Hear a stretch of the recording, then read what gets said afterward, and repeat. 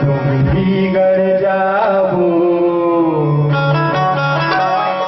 डोंगरीगढ़ जाबो चला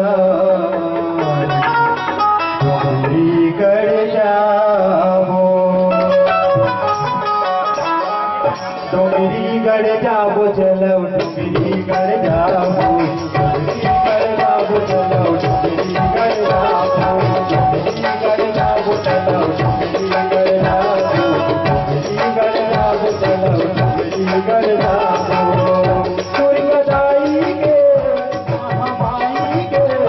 दुर्गदाई के महामाई के चलो दर्शन करबो डोंगरीगढ़ जाबो चलो डोंगरीगढ़ जाबो डोंगरीगढ़ जाबो चलो डोंगरीगढ़ जाबो डोंगरीगढ़ जाबो चलो डोंगरीगढ़ जाबो डोंगरीगढ़ जाबो चलो डोंगरीगढ़ जाबो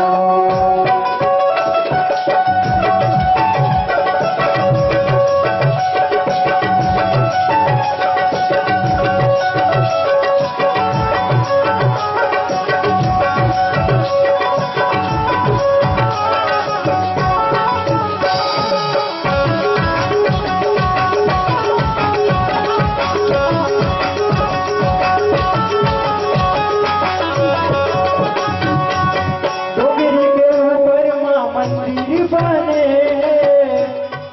मंदिर बने मंदिर बने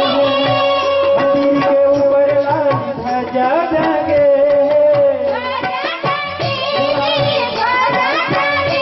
डोंगरी के ऊपर माँ मंदिर बने